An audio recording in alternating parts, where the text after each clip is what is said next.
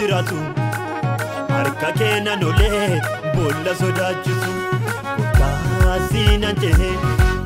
dhaha galaanichaa qilleensi raatu harka keenya nolee boolla sodaachisu darbe nufee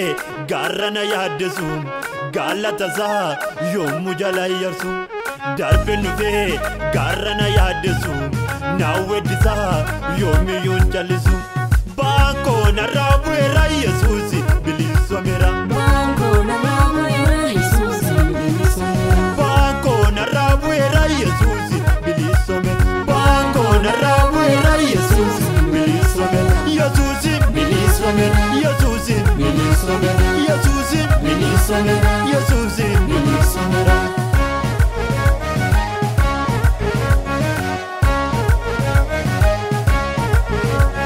irreke matu kitata umamni si hinjirata abomte galana danita waaqayyo ko duman si hinjirata irreke matu kitata umamni si hinjirata abomte galana danita waaqayyo ko duman si hinjirata waaqayyo ko duman si hinjirata waaqayyo ko duman si hinjirata Wakayoko, duman sinjirata. Wakayoko, duman sinjirata.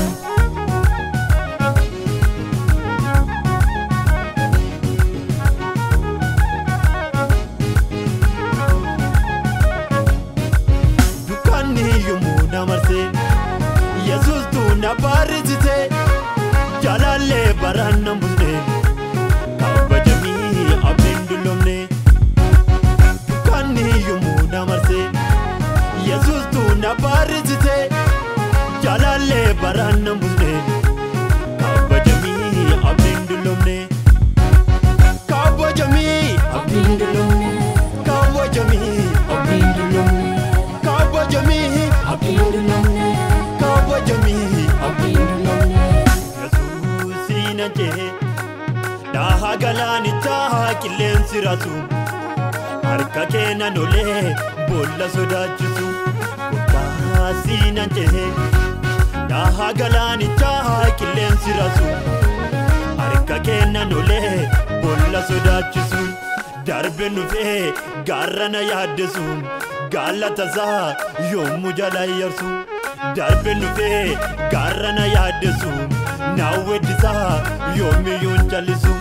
baanko narraa bu'eera Yesuusi bilisoomera baanko narraa bu'eera Yesuusi bilisoomera baanko narraa bu'eera Yesuusi bilisoomera baanko narraa bu'eera Yesuusi bilisoomera Yesuusi bilisoomera Yesuusi bilisoomera Yesuusi bilisoomera Yesuusi bilisoomera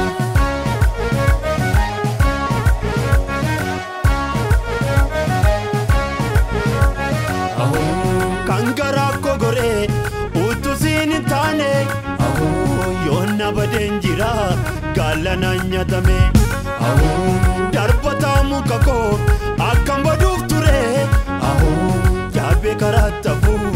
Yesu na barare Kangara kogore utusin taane